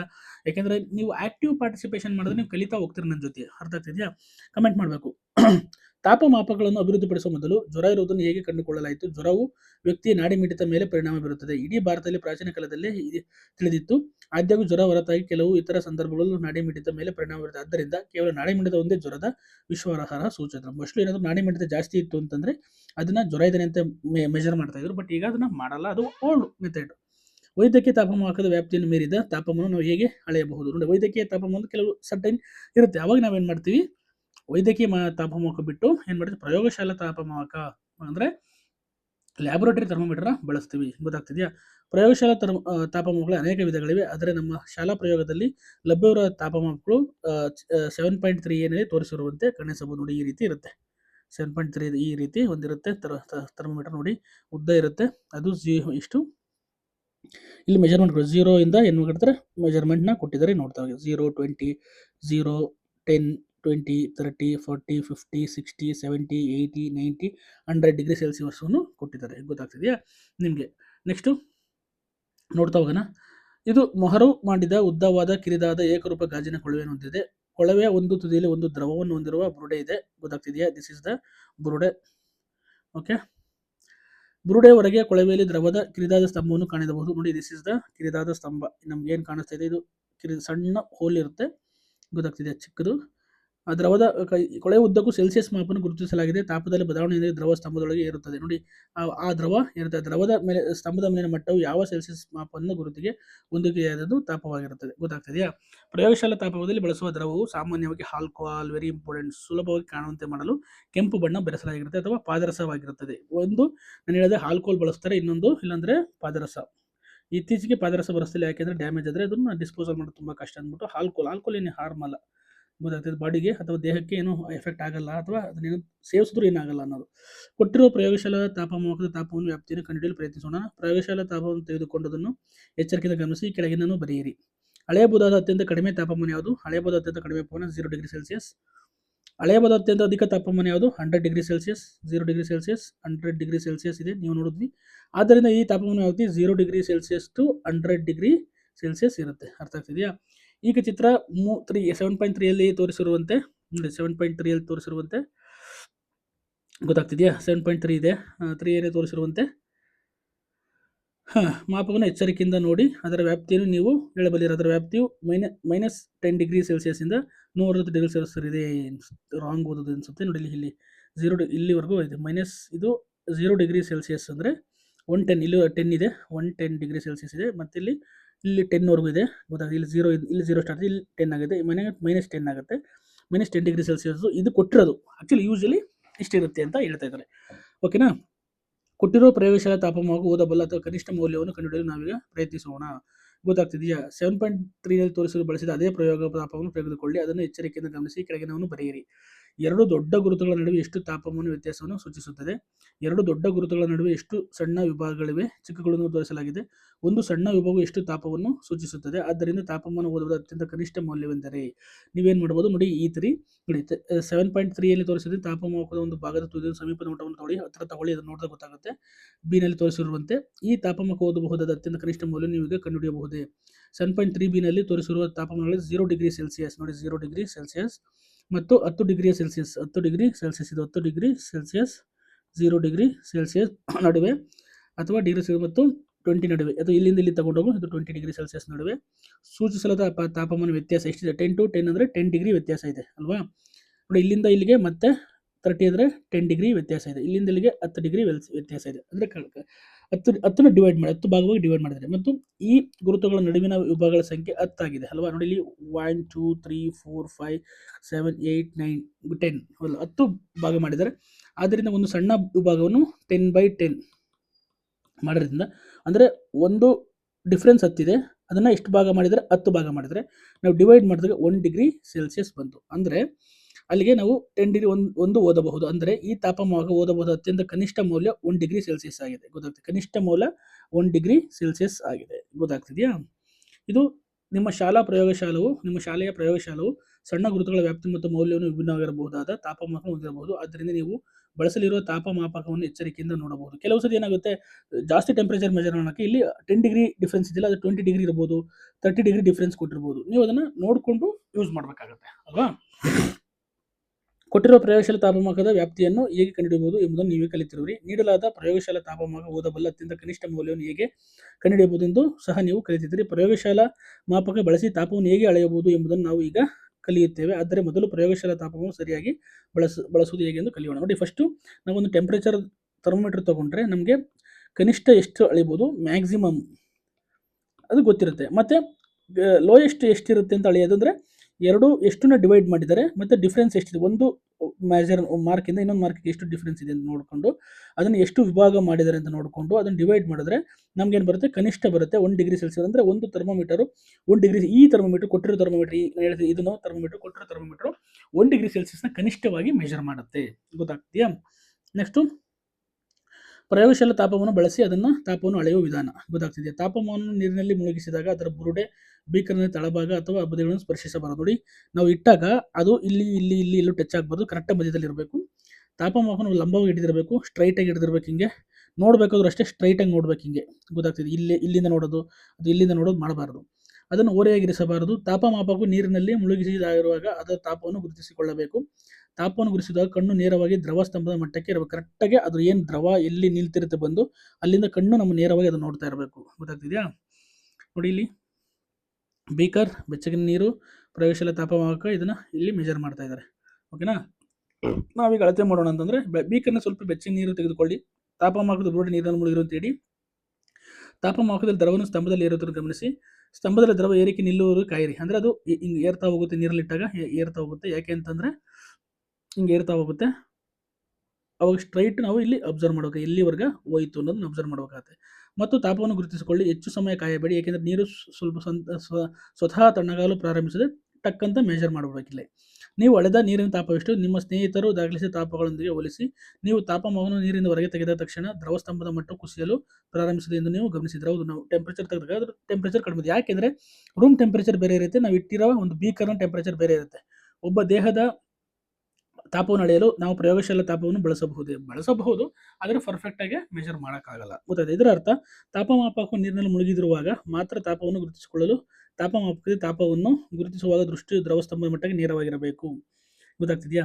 ನಿಮ್ಮ ಶಿಕ್ಷಕರು ಈ ಕೆಳಗಿನ 2 ಪ್ರಾಯೋಗಿಕ ಜೋಡಣೆ ವ್ಯವಸ್ಥೆ ಮಾಡಬೇಕು. ಒಬ್ಬರೊಬ್ಬರಾಗಿ ಸರದಿಯಂತೆ ಪ್ರಯೋಗದ ಉಪಕರಣಗಳ ಜೋಡಣೆಯ ಸಮೀಪವಾಗಿ ಎರಡೂ ತಾಪಮಾನಗಳ ತಾಪವನ್ನು ಗಮನಿಸಿ. ಮಂಜುಗಡ್ಡೆ ಮತ್ತು ಕುದಿಯುವ ನೀರಿನ ತಾಪಗಳು ಯಾವುವು ಎಂದು ಮೆಜರ್ ಮಾಡಿ. ಇಲ್ಲಿ ಒಂದು ಮಂಜುಗಡ್ಡೆ ಇಟ್ಟಿದ್ದಾರೆ ಮತ್ತು ಇಲ್ಲಿ ಒಂದು ಕುದಿಯುವ ನೀರನ್ನು ಇಟ್ಟಿದ್ದಾರೆ. ಮೆಜರ್ ಮಾಡಿ ಸ್ವಲ್ಪ ಸಮಯದ ನಂತರ ಇಲ್ಲಿ ಏನು ನಿಮಗೆ ಕಲಿಸಿಕೊಟ್ಟಿದ್ದಾರೆ, ನೀರಿನ ಕನಿಷ್ಠ ತಾಪಮಾನ ಎಷ್ಟು, ಅಂದರೆ ಮೆಲ್ಟಿಂಗ್ ಪಾಯಿಂಟ್ ಎಷ್ಟು, ನೀರಿನ ಬಾಯ್ಲಿಂಗ್ ಪಾಯಿಂಟ್ ಎಷ್ಟನ್ನು ಕಲ್ಸೋಕ್ಕೋಸ್ಕರ ಹೊರಟಿದ್ದಾರೆ. ನಿಮ್ಗೆ ಹೇಳ್ಬಿಟ್ಟಿದ್ದೀನಿ 0 ಡಿಗ್ರಿ ಸೆಲ್ಸಿಯಸ್ ಮತ್ತು 100 ಡಿಗ್ರಿ ಸೆಲ್ಸಿಯಸ್ ಎಕ್ಸಾಮಲ್ಲಿ ಕ್ವಶನ್ಸ್ ಕೇಳಿದರೆ ಅದಕ್ಕೋಸ್ಕರ. ಅಂದರೆ ಕರಗುವ ಬಿಂದು, ಕುದಿಯುವ ಬಿಂದು. ಅರ್ಥ ಆಗ್ತಿದೆಯಾ? ಈ ಚಟುವಟಿಕೆಯನ್ನು ಕಟ್ಟುನಿಟ್ಟಾಗಿ ಶಿಕ್ಷಕರ ಮೇಲೆ ವಿಚಾರಣೆ ಮಾಡಬೇಕು. ಇದನ್ನು ಟೀಚರ್ಸ್ ಮಾಡಿ ಅಂತ ಹೇಳ್ತಾ ಇದ್ದಾರೆ. ಓಕೆನಾ? ಕುದಿಯುವ ನೀರಿನ ತಾಪಮಾಪಗಳನ್ನು ಮತ್ತೆ ನೋಡಿ, ತಾಪಗಳು ಒಂದೇ ಆಗಿವೆ ಅಥವಾ ಬದಲಾಗಿವೆ. ನೀರನ್ನು ಕುದಿಯುತ್ತಿರುವಾಗ ಅದರ ತಾಪವು ಸ್ಥಿರವಾಗಿರುವುದನ್ನು ನೀವು ಗಮನಿಸಿರಬಹುದು. ಹಾಗೆಯೇ ಮಂಜುಗಡ್ಡೆ ಕರಗುವ ಅದರ ತಾಪವು ಸ್ಥಿರವಾಗಿರುತ್ತದೆ. ಗೊತ್ತಾಗ್ತಿದೆಯಾ? ನೋಡಿ, ಕರಗುವಾಗ ಟೆಂಪ್ರೇಚರ್ ಏನಾಗುತ್ತೆ, ಸ್ಥಿರವಾಗಿರ್ತದೆ. ಬಟ್ ಕುದಿಯುವಾಗ ಏನಾಗುತ್ತೆ, ಜಾಸ್ತಿ ಆಗ್ತಾ ಹೋಗುತ್ತೆ. ಓಕೆನಾ? ನೆಕ್ಸ್ಟು ನಾವೀಗ ಹೋಲಿಕೆ ಮಾಡೋಣ. ಫಿಬಾನಲ್ ವಿಜ್ಞಾನ ಶಿಕ್ಷಕರು ಕುದಿಯುವ ನೀರಿನ ತಾಪವನ್ನು ಅಳೆಯಲು ಪ್ರಯೋಗದ ಉಪಕರಣಗಳ ಜೋಡಣೆ ವ್ಯವಸ್ಥೆ ಮಾಡಿದರು. ಶಿಲ್ಲಾಂಗ್ನಲ್ಲಿ ಫಿಬಾನ್ ಮತ್ತು ಅವಳ ಸಹಪಾಠಿಗಳು ದಾಖಲಿಸಿದ ಕುದಿಯುವ ನೀರಿನ ತಾಪವನ್ನು ಕೋಷ್ಟಕದಲ್ಲಿ ನೀಡಲಾಗಿದೆ. ನೋಡಿ, ಫಿಬಾನ್ 97 ಡಿಗ್ರಿ ಸೆಲ್ಸಿಯಸ್ ಮೆಜರ್ ಮಾಡಿದ್ರು. ಶೆಂಫಾಂಗು 98 ಡಿಗ್ರಿ ಸೆಲ್ಸಿಯಸ್, 1 ಸ್ಟಾರು 97.9, ಕೊಯಿಲ್ 98.0, ಬಂದರೀಶಾ 98.1 ಅಂತ ಮೆಜರ್ ಮಾಡಿದ್ರು ಅಲ್ವಾ? ವಿವಿಧ ವಿದ್ಯಾರ್ಥಿಗಳು ದಾಖಲಿಸಿದ ಕುದಿಯುವ ನೀರಿನ ತಾಪವನ್ನು ಹೋಲಿಸಿ. ಅವರು ನೋಡಿದ ತಾಪಗಳಲ್ಲಿ ಏಕೆ ವ್ಯತ್ಯಾಸಗಳಿವೆ, ಸಂಭಾವ್ಯ ಕಾರಣಗಳನ್ನು ನಿಮ್ಮೊಳಗೆ ಚರ್ಚಿಸಿ. ಯಾಕೆ ವ್ಯತ್ಯಾಸ ಇದೆ? ಬಹುಶಃ ತಾಪವನ್ನು ಓದುವ ಸರಿಯಾದ ವಿಧಾನವನ್ನು ಅವರು ಕಲಿತಿಲ್ಲ ಅಥವಾ ಅನುಸರಿಸಿಲ್ಲ ಅಂತ ಗೊತ್ತಾಗ್ಬೋದು. ನೆಕ್ಸ್ಟು ವಾಯು ಮಾಪಕ. ಗೊತ್ತಾಗ್ತಿದೆಯಾ? ಇದು ನೋಡಿ, ಮೆಜರ್ ಮಾಡ್ಬೇಕಾದ್ರೆ ಯಾವಾಗಲೂ ತುಂಬ ಕೇರ್ಫುಲ್ಲಾಗಿ ಮಾಡಬೇಕು, ಇಲ್ಲಾಂತಂದರೆ ಅದು ತಪ್ಪನ್ನ ತೋರ್ಸೋಕ್ಕೆ ಪ್ರಾರಂಭ ಮಾಡುತ್ತೆ. ಗೊತ್ತಾಗ್ತದೆ? ಆಮೇಲೆ ಮೆಜರ್ ಮಾಡ್ಬೇಕಾದ್ರೆ ಕೆಲವು ಕಂಡೀಷನ್ಸ್ನ ಹೇಳಿದಾರಲ್ಲ, ಆ ಕಂಡೀಷನ್ಸ್ನ ಅಪ್ಲೈ ಮಾಡ್ಕೋಬೇಕು. ಹಾಗಾಗಿ ಅದರಿಂದಲೇ ವೇರಿಯೇಷನ್ ಆಗಿದೆ. ನೆಕ್ಸ್ಟು ಏರ್ ಟೆಂಪ್ರೇಚರ್, ಗಾಳಿಯ ಅಥವಾ ವಾಯು ತಾಪಮಾಪ ಅಂತ ಕರೀತಾರೆ, ಏರ್ ಟೆಂಪ್ರೇಚರ್ ಅಂತ ಕರಿತೀವಿ. ಗೊತ್ತಾಗ್ತಿದೆಯಾ? Air temperature. ಓಕೆನಾ? ನೆಕ್ಸ್ಟು 7.5ನಲ್ಲಿ ತೋರಿಸಿರುವಂತೆ ವಾಯುತಾಪ. ಗೊತ್ತಾಗ್ತಿದೆಯಾ? ರೂಮ್ ಥರ್ಮೋಮೀಟರ್ ಅಂತ ಕರೀತಾರೆ. ಗೊತ್ತಾಗ್ತಿದೆಯಾ? ಇದನ್ನು ರೂಮ್ ಥರ್ಮೋಮೀಟರ್ ಅಂತ ಕರೀತಾರೆ. ತೋರಿಸಿರುವ ತಾಪಮಾಪಕವನ್ನು ನಿಮ್ಮ ಶಾಲಾ, ಪ್ರಯೋಗಶಾಲಾ, ವೈದ್ಯಕೀಯ ಚಿಕಿತ್ಸಾಲಯ ಮತ್ತು ಆಸ್ಪತ್ರೆಗಳ ಗೋಡೆ ಮೇಲೆ ತೂಗು ಹಾಕಿರೋದು ನೀವು ನೋಡಿರಬಹುದು. ಕೆಲವು ಸತಿ ನೀವು ನೋಡಿದ ಗೋಡೆ ಮೇಲೆ ಇದನ್ನ ಅಂಟಿಸಿರ್ತಾರೆ. ಯಾಕೆಂದ್ರೆ ಆ ರೂಮ್ ಟೆಂಪರೇಚರ್ ಎಷ್ಟು ಅಂತ ಫೈಂಡ್ ಔಟ್ ಮಾಡೋಕ್ಕೆ. ನೀವು ಕೊಠಡಿ ಅಂದಾಜು ತಾಪವನ್ನು ನೀಡುತ್ತದೆ. ನೀವು ಪತ್ರಿಕೆಗಳು, ದೂರದರ್ಶನ, ವಾರ್ತೆಗಳು, ಅಂತರ್ಜಾಲದಲ್ಲಿ ಹವಾಮಾನ ವರದಿಗಳು ನೋಡಿದ್ದೀರಾ. ಆ ವರದಿಗಳು ದಿನದ ಗರಿಷ್ಠ ಮತ್ತು ಕನಿಷ್ಠ ವಾಯು ತಾಪವನ್ನು ಸಹ ಉಲ್ಲೇಖಿಸುತ್ತದೆ. ಅಂದ್ರೆ ಒಂದು ದಿನದಲ್ಲಿ ಮ್ಯಾಕ್ಸಿಮಮ್ ಟೆಂಪರೇಚರ್ ಎಷ್ಟಿರುತ್ತೆ ಮತ್ತೆ ಕನಿಷ್ಠ ಟೆಂಪರೇಚರ್ ಎಷ್ಟಿರುತ್ತೆ ಅನ್ನೋದನ್ನ ಮೆಜರ್ ಮಾಡ್ತದೆ. ಬೇಕಾದ್ರೆ ನಿಮ್ಮ ಮೊಬೈಲ್ಗಳಲ್ಲೂ ತೋರಿಸುತ್ತದೆ, ಗೊತ್ತಾಗ್ತದೆ. ಈ ದಿನಗಳಲ್ಲಿ ಗರಿಷ್ಠ ಮತ್ತು ವಾಯು ತಾಪಗಳು ಒಂದೇ ಮಟ್ಟದಲ್ಲಿ ಉಳಿಯುತ್ತವೆ, ಇರಲ್ಲ. ಯಾಕೆಂತಂದ್ರೆ ಬೆಳಿಗ್ಗೆ ಇದ್ದಾಗ ಮಧ್ಯಾಹ್ನ ಇರಲ್ಲ, ಮಧ್ಯಾಹ್ನ ಇದ್ದಾಗ ರಾತ್ರಿ ಇರಲ್ಲ. ಸತತ 10 ದಿನಗಳವರೆಗೆ ಒಂದು ಸ್ಥಳದ ಹವಾಮಾನ ವರದಿಗಳನ್ನು ಓದಿ ಆಲಿಸಿ. ಕೋಷ್ಟಕ 7.3 ರಲ್ಲಿ ಪ್ರತಿದಿನ ಗರಿಷ್ಠ ಮತ್ತು ಕನಿಷ್ಠ ವಾಯು ತಾಪವನ್ನು ದಾಖಲಿಸಿ 7.3 ರಲ್ಲಿ ದತ್ತಾಂಶಗಳನ್ನು ವಿಶ್ಲೇಷಿಸಿ. ನಿಮ್ಗೆ ಗೊತ್ತಾಗುತ್ತೆ ಈ ರೀತಿ ಪ್ರತಿದಿನ 1, 2, 3, 4, 5, 6, 7, 10 ದಿನ ಮಾಡಿದಾಗ ದಿನಾಂಕ ಹಾಕಿ ಗರಿಷ್ಠ ಎಷ್ಟಿರುತ್ತೋ ಕನಿಷ್ಠ ಎಷ್ಟಿತ್ತು, ಗರಿಷ್ಠ ಎಷ್ಟಿತ್ತು ಕನಿಷ್ಠ ಎಷ್ಟಿತ್ತು ಅಂತ ಮೆಜರ್ ಮಾಡಿದಾಗ ನಿಮ್ಮೊಂದು ಕನ್ಕ್ಲೂಷನ್ ಬರುತ್ತೆ. ಏನಂತಂದ್ರೆ ಎರಡು ವ್ಯತ್ಯಾಸ ಇರುತ್ತೆ. ಈ ದಿನಗಳಲ್ಲಿ ಗರಿಷ್ಠ ಮತ್ತು ಕನಿಷ್ಠ ತಾಪಗಳು ಒಂದೇ ಮಟ್ಟದಲ್ಲಿ ಉಳಿಯುತ್ತವೆ, ಇಲ್ಲ, ಯಾವುದಕ್ಕೆ ಸಾಧ್ಯನೇ ಇಲ್ಲ ಅಲ್ವಾ. ಹವಾಮಾನವು ಹಲವಾರು ಅಂಶಗಳ ಮೇಲೆ ಅವಲಂಬಿತವಾಗಿರುತ್ತದೆ, ಗೊತ್ತಾಗುತ್ತೆ. ಹವಾಮಾನ ಹಲವು ಅಂಶಗಳ ಮೇಲೆ ಅವಲಂಬಿತವಾಗಿರುತ್ತದೆ. ನೀವು ಜಿಯೋಗ್ರಫಿಲಿ ಓದ್ತೀರಾ, ಗೊತ್ತಾಯ್ತು. ಟೆಂಪರೇಚರ್ ಅಂದ್ರೆ ಯಾವುದೇ ಒಂದು ಪ್ರದೇಶದ ಹವಾಮಾನದ ಮೇಲೆ ಒತ್ತಡ, ಪ್ರೆಷರ್, ಟೆಂಪರೇಚರ್, ಗಾಳಿಯ ಪ್ರಮಾಣ ಮತ್ತು ಮಾರುತಗಳು ಇವೆಲ್ಲವೂ ಸಹ ಅಲ್ಲಿನ ವಾತಾವರಣದ ಟೆಂಪರೇಚರ್ನ ಅಥವಾ ತಾಪವನ್ನು ಬದಲಾವಣೆ ಮಾಡೋಕ್ಕೆ ಏನಾಗುತ್ತೆ, ಕಾರಣ ಆಗ್ತವೆ, ಗೊತ್ತಾಗ್ತದೆ. ಅವಲಂಬಿತವಾಗಿರೋದ್ರಿಂದ ಆ ತಾಪಮಾನಗಳು ಸಾಮಾನ್ಯವಾಗಿ ಪ್ರತಿದಿನ ಬದಲಾಗುತ್ತವೆ. ಸಾಮಾನ್ಯವಾಗಿ ಬೇಸಿಗೆ ಬರುತ್ತಿದ್ದ ತಾಪವು ಹೆಚ್ಚಾಗುತ್ತದೆ, ಚಳಿಗಾಲದಲ್ಲಿ ಅದು ಕಡಿಮೆ ಇರುತ್ತದೆ, ಗೊತ್ತಾಗ್ತಿದೆಯಾ. ವಾಯು ತಾಪವನ್ನು ಅಳೆಯಲು ಅನೇಕ ತಂತ್ರಗಳಿವೆ. ವಾಯುವಿನ ತಾಪಮಾನ ಒಂದು ಪ್ರಮುಖ ಹವಾಮಾನ ನಿಯಂತ್ರಕವಾಗಿದೆ ಮತ್ತು ಪ್ರಪಂಚದಾದ್ಯಂತ ಹಲವು ಕೇಂದ್ರಗಳಲ್ಲಿ ಇದನ್ನು ದಾಖಲು ಮಾಡಲಾಗುತ್ತದೆ. ವಾಯುತಾಪದ ಬಗ್ಗೆ ಸಂಗ್ರಹಿಸಿದ ದತ್ತಾಂಶವನ್ನು ಇತರ ಹಲವಾರು ನಿಯತಾಂಕಗಳೊಂದಿಗೆ ಸಂಯೋಜಿಸಿ ಹವಾಮಾನ ಮುನ್ಸೂಚನೆಯನ್ನು ಬಳಸಲಾಗುತ್ತದೆ. ಅಂದರೆ ಬೇರೆ ಬೇರೆ ಕಂಡೀಷನ್, ಬೇರೆ ಬೇರೆ ರಾಜ್ಯಗಳಲ್ಲಿ, ಬೇರೆ ಬೇರೆ ದೇಶಗಳಲ್ಲಿ ಮೆಷರ್ ಮಾಡ್ತಾ ಹೋಗ್ತಾರೆ. ಯಾವುದನ್ನ, ಏರ್ ಟೆಂಪರೇಚರ್ನ. ಅದು ಡಿಫ್ರೆಂಟ್ ಆಗಿರುತ್ತೆ, ಗೊತ್ತಾಗ್ತಿದೆಯಾ. ನೀವು ಎಷ್ಟೋ ಟಿವಿ ಮತ್ತು ನ್ಯೂಸ್ ಚಾನಲ್ಗಳಲ್ಲಿ ಏನು ಮಾಡಿರ್ತೀರ, ಓದಿರ್ತೀರ, ಗೊತ್ತಾಗ್ತಿದೆ ಎಷ್ಟು ಟೆಂಪರೇಚರ್ ಇದೆ ಅಂದ್ಬಿಟ್ಟು. ನೋಡಿ, ನೋ ಅವರ್ ಸೈಂಟಿಸ್ಟ್, ನಮ್ಮ ವಿಜ್ಞಾನಿ ಬಗ್ಗೆ ತಿಳಿದುಕೊಳ್ಳಿ. ಅನ್ನಾಮಣಿ 1918ರಿಂದ 2001 ಒಬ್ಬ ಭಾರತೀಯ ವಿಜ್ಞಾನಿ, ಭಾರತದ ಹವಾಮಾನ ಮಹಿಳೆ. ವೆರಿ ಇಂಪಾರ್ಟೆಂಟ್, ಎಕ್ಸಾಮಿಗೆ ಬರೋ ಚಾನ್ಸಸ್ ಇದೆ. ಒಬ್ಬ ಭಾರತೀಯ ಹವಾಮಾನ ಮಹಿಳೆ, ಗೊತ್ತಾಗ್ತಿದೆಯಾ, ಎಂದು ಹೆಸರಾಗಿದ್ದಾರೆ. ಅವರು ಹೆಚ್ಚಿನ ಸಂಖ್ಯೆಯ ಹವಾಮಾನ ಮಾಪಕ ಉಪಕರಣಗಳನ್ನು ಕಂಡುಹಿಡಿದರು ಮತ್ತು ನಿರ್ಮಿಸಿದರು. ಇದು ಅಂತಹ ಸಾಧನೆಗಳಿಗೆ ಇತರ ರಾಷ್ಟ್ರಗಳ ಮೇಲಿನ ಭಾರತವನ್ನು ಅವಲಂಬನೆಯನ್ನು ಕಡಿಮೆ ಮಾಡಿತು. ಭಾರತದಲ್ಲಿ ಪವನ ಶಕ್ತಿ ಮತ್ತು ಸೌರಶಕ್ತಿಯನ್ನು ಬಳಸುವ ಸಾಧ್ಯತೆಗಳನ್ನು ಅವರು ಅನ್ವೇಷಿಸಿದರು. ಅವರ ಕಾರ್ಯವು ಭಾರತದ ನವೀಕರಿಸಬಹುದಾದ ಇಂಧನದ ಜಾಗತಿಕ ನಾಯಕತ್ವವನ್ನು ಹೊರಬರಲು ಸಹಾಯ ಮಾಡಿತು. ಯಾರು? ಅನ್ನಾಮಣಿಯನ್ನವರು 1918ರಿಂದ 2001 ಬದುಕಿದ್ರು. ಇವ್ರನ್ನ ವೆದರ್ ವುಮೆನ್ ಆಫ್ ಇಂಡಿಯಾ, ಗೊತ್ತಾಗ್ತಿದೆ ಏನಂತ ಕರೀತಾರೆ, weather women of India. Example ಯಾವ್ದಾರು ಕೇಳ್ಬೋದು, weather women of India, women of India ಅಂತ ಕರೀತಾರೆ ಅವ್ರನ್ನ. ಅಂದರೆ ಈ ಒಂದು ವೆದರ್ ಫೋರ್ಕಾಸ್ಟ್ ಅಲ್ಲಿ ಇವರು ತುಂಬ ತಮ್ಮ ಸಾಮರ್ಥ್ಯವನ್ನು ಪ್ರದರ್ಶಿಸಿದ್ದಾರೆ. ಏನು ಭಾರತ ಏನು ಜಾಗತಿಕ ನಾಯಕರಾಗಲು ಏನರಲ್ಲಿ ರಿನ್ಯೂಬಲ್ ಎನರ್ಜಿನಲ್ಲಿ ಇವರು ಸಹ ಒಬ್ಬರು ಕಾರಣ ಆಗ್ತಾರೆ, ಹಾರ್ಡ್ ವರ್ಕ್ ಮಾಡಿದ್ದಾರೆ, ಗೊತ್ತಾ. ದಿಸ್ ಇಸ್ ದ ಚಾಪ್ಟರ್, ಗೊತ್ತಾಗ್ತದೆ. ಇದರಲ್ಲಿ ಇಂಪಾರ್ಟೆಂಟ್ ಪದಗಳನ್ನ ನೀವು ಕಂಡುಹಿಡಿದ್ರಿ. ಏರ್ ಟೆಂಪರೇಚರ್, ವಾಯು ತಾಪಕ ಅಂದರೆ ಏರ್ ಟೆಂಪರೇಚರ್, ಸೆಲ್ಸಿಯಸ್ ಮಾಪಕ ಡಿಗ್ರಿ ಸೆಲ್ಸಿಯಸ್, ವೈದ್ಯಕೀಯ clinical thermometer degree Celsius, degree Fahrenheit ಮಾಪಕ, ಕೆಲ್ವಿನ್ ಮಾಪಕ, ಪ್ರಯೋಗಶಾಲಾ ಮಾಪಕ, ತಾಪದ ಸಮಯ Kelvin. Very important exam point of ವ್ಯೂನಲ್ಲಿ. ನೆಕ್ಸ್ಟ್ ತಾಪದ ಟೆಂಪರೇಚರು, ಗೊತ್ತಾಗ್ತಿದೆಯಾ. ಈ ರೀತಿ ನೀವು ಏನಾಗಿತ್ತು ಸಾರಾಂಶ ನೋಡೋದಾದ್ರೆ ಈ ಚಾಪ್ಟರ್ಗಳ ಒಂದು ವಸ್ತುವಿನ ತಾಪವು ಎಷ್ಟು ಬಿಸಿ ಅಥವಾ ಎಷ್ಟು ತಂಪಾಗಿದೆ ಎಂಬುದು ನಮಗೆ ಹೇಳುತ್ತದೆ. ಇದು ಇಂಪಾರ್ಟೆಂಟ್. ಟೆಂಪರೇಚರ್ ಅಂದರೆ ಇದೆ, the coldness and the hotness of the body of the any object, ಗೊತ್ತಾಗ್ತಿದೆಯಾ. ಹೆಚ್ಚು ಬಳಕೆಯಲ್ಲಿ ತಾಪದ 3 ಮಾಪಕಗಳಿಂದ ಸೆಲ್ಸಿಯಸ್, ಫ್ಯಾರನೀಟ್, ಕೆಲ್ವಿನ್, ಗೊತ್ತಾಗ್ತದೆ. ಈ ಮಾಪಕಗಳಿಂದ ತಾಪದ ಏಕಮಾನಗಳೆಂದರೆ ಡಿಗ್ರಿ ಸೆಲ್ಸಿಯಸ್ ಅನ್ನು ಡಿಗ್ರಿ ಸೆಲ್ಸಿಯಸ್ನಿಂದ, ಫ್ಯಾರನೀಟ್ನಿಂದ, ಕೆಲ್ವಿನಿಂದ ಸೂಚಿಸಲಾಗುತ್ತದೆ. ತಾಪದ SI ಏಕಮಾನ ಕೆಲ್ವಿನ್, ಇದು ಇಂಪಾರ್ಟೆಂಟ್ ಎಕ್ಸಾಮ್ ದೃಷ್ಟಿಯಿಂದ. ದೇಹದ ಉಷ್ಣತೆಯನ್ನು ಅಳೆಯಲು ವೈದ್ಯಕೀಯ ತಾಪಮಾನ ಬಳಸಲಾಗುತ್ತದೆ. ಆರೋಗ್ಯ, ಇದು ಇಂಪಾರ್ಟೆಂಟ್. ಆರೋಗ್ಯವಂತ, ಗೊತ್ತಾಗ್ತಿದೆ, ಆರೋಗ್ಯವಂತ ವಯಸ್ಕ ಮಾನವ ತಾಪವನ್ನು ಡಿಗ್ರಿ ಸೆಲ್ಸಿಯಸ್ 37 ಡಿಗ್ರಿ ಸೆಲ್ಸಿಯಸ್ ಅಥವಾ 98 ಡಿಗ್ರಿ ಫ್ಯಾರನೈಟ್ ಎಂದು ತೆಗೆದುಕೊಳ್ಳಲಾಗುತ್ತದೆ. ಪ್ರಯೋಗಶಾಲಾ ತಾಪಮಾಪಕಗಳು ಸಾಮಾನ್ಯವಾಗಿ ನೋಡಿ, ವೆರಿ ಇಂಪಾರ್ಟೆಂಟ್. ಇದು ಸಹ ಪ್ರಯೋಗಶಾಲಾ ತಾಪಮಾನ 10 ಡಿಗ್ರಿ ಸೆಲ್ಸಿಯಸ್ನಿಂದ -10 ಡಿಗ್ರಿ ಸೆಲ್ಸಿಯಸ್ನಿಂದ 110 ಡಿಗ್ರಿ ಸೆಲ್ಸಿಯಸ್ವರೆಗೆ ತಾಪದ ವ್ಯಾಪ್ತಿಯನ್ನು ಹೊಂದಿರುತ್ತವೆ, ಗೊತ್ತಾಗ್ತಿದೆ. ನೀವು ಬೇಕಾದ್ರೆ ಇದನ್ನ ಕ್ವಶನ್ಸ್ಗೆ ಆನ್ಸರ್ ಮಾಡ್ತಾ ಬನ್ನಿ, ನೋಡೋಣ. ಕಮೆಂಟ್ ಮಾಡಿ ಈ ಒಂದು ಪ್ರಶ್ನೆಗಳಿಗೆ ಯಾರ್ಯಾರು ಕಮೆಂಟ್ ಮಾಡ್ತೀರಾ. 1ನೇ ಕ್ವಶನ್ಸ್ಗೆ ಇಷ್ಟ ಆನ್ಸರು, 2ನೇ ಕ್ವಶನ್ಸ್ಗೆ ನೆಕ್ಸ್ಟು ಈ ಬಿಟ್ಟ ಜಾಗವನ್ನು ತುಂಬಿ ಮಾಡಿ. ಒಂದು ವ್ಯವಸ್ಥೆ ಬಿಸಿ ಅಥವಾ ತಂಪನ್ನು ಏನು ನಿರ್ಧರಿಸುತ್ತದು. ತಾಪದ ಏಕಮಾನ ಡಿಗ್ರಿ ಅಂದರೆ SI ಯೂನಿಟ್ ಆಫ್ ಟೆಂಪರೇಚರ್ ಬರೀರಿ. ಪ್ರಯೋಗಶಾಲಾ ತಾಪ ವ್ಯಾಪ್ತಿ ಎಷ್ಟಿದೆ ಬರೀರಿ. ನೋಡಿ, ಈ ಪ್ರಶ್ನೆಗಳೇ, ಈ ಕ್ವಶನ್ಸೇ ಎಕ್ಸಾಮಲ್ಲಿ ಬರೋ ಚಾನ್ಸಸ್ ಇರುತ್ತೆ. ಅರ್ಥ ಮಾಡ್ಕೊಳ್ಳಿ, ಕ್ವಶನ್ಸು ಇಂಪಾರ್ಟೆಂಟ್. ಇವನ್ನ ನನಗೆ ಕಮೆಂಟ್ ಮಾಡ್ತೀರ ಅಂದ್ಕೊಂಡು ನಿಮ್ಮ ಏನಾದ್ರು ಲರ್ನಿಂಗ್ನ ಇನ್ನೂ ಹೆಚ್ಚಿಗೆ ಮಾಡೋಕ್ಕೋಸ್ಕರ ಇಲ್ಲಿ ಒಂದಷ್ಟು ಪ್ರಯೋಗಗಳನ್ನ ಕೊಟ್ಟಿದ್ದಾರೆ, ಬೇಕಾದ್ರೆ ನೀವು ಮಾಡ್ಬೋದು. ಹಾಗಾಗಿ ಇದನ್ನು ನೀವು ಅನ್ಬೋದು. ನೆಕ್ಸ್ಟು ಮುಂದಿನ ಕಲಿಕೆಗಾಗಿ ಅಂದ್ಬಿಟ್ಟು ಒಂದಷ್ಟು ಇನ್ಫಾರ್ಮೇಷನ್ ಕೊಟ್ಟಿದ್ದಾರೆ. ಓದಿದ್ರೆ ನಿಮಗೆ ಇದರಲ್ಲಿ ಸಹ ಕೆಲವು ಕ್ವಶನ್ಸ್ಗಳು ಬರುತ್ತೆ. ಇದು ನಿಮ್ಮ ಕ್ಯೂರಿಯಾಸಿಟಿಗೆ ಗೊತ್ತಾಗ್ತದೆ, ನಿಮ್ಮ ಕುತೂಹಲಕ್ಕೆ ಕೊಟ್ಟಿದ್ದೀವಿ. ಗೊತ್ತಾಗ್ತಿದೆಯಾ? ಹಾಗಾಗಿ ಇವೆಲ್ಲ ನೋಡ್ಕೊಳ್ಳಿ. ಗೊತ್ತಾಗ್ತಿದೆಯಾ? ನೋಡಲಿ, ಸೂರ್ಯನ ಕೇಂದ್ರ ಭಾಗವಾದ ತಾಪವು 15 ಮಿಲಿಯನ್ ಡಿಗ್ರಿ ಸೆಲ್ಸಿಯಸ್ನವರೆಗೆ ತಲುಪುತ್ತದೆ. ಆಕಾಶದಲ್ಲಿ ಇನ್ನೂ ಹೆಚ್ಚಿನ ತಾಪವನ್ನು ಹೊಂದಿರುವ ಕಾಯಗಳು ಇವೆ. ತಾಪಕ್ಕೆ ಯಾವುದೇ ಮಿತಿ ಇಲ್ಲ. ಅಸ್ತಿತ್ವದಲ್ಲಿರುವ ಗರಿಷ್ಠ ತಾಪ ಯಾವುದೂ ಮಿತಿ ಇಲ್ಲ. ಆದಾಗ್ಯೂ ವೈಜ್ಞಾನಿಕ ತಿಳುವಳಿಕೆ ಪ್ರಕಾರ ಸಾಧಿಸಬಹುದಾದ ವೆರಿ ಇಂಪಾರ್ಟೆಂಟ್, ವೈಜ್ಞಾನಿಕವಾಗಿ ಸಾಧಿಸಬಹುದಾದ ತಾಪಕ್ಕೆ ಮಿತಿ ಇದೆ. ಇದು -273 ಡಿಗ್ರಿ ಇಷ್ಟು ಕೆಲ್ವಿನ್, -273.15 ಡಿಗ್ರಿ ಸೆಲ್ಸಿಯಸ್ನ ನಾವು ಕೆಲ್ವಿನ್ನ ಅಥವಾ 0 ಕೆಲ್ವಿನ್ನ ನಾವು ಇದನ್ನು ನಿರಪೇಕ್ಷ ಶೂನ್ಯ ಅಂತ ಕರಿತೀವಿ. ಗೊತ್ತಾಗ್ತಿದೆ? ನಿರಪೇಕ್ಷ ಶೂನ್ಯ ಅಂತ ಕರಿತೀವಿ. ಇದನ್ನು ನಾವು ಸಾಧಿಸಬಹುದು. ಗೊತ್ತಾಗ್ತಿದೆಯಾ? ಹಾಗಾಗಿ ಪ್ರಾಯೋಗಿಕವಾಗಿ. ಗೊತ್ತಾಗ್ತಿದೆಯಾ?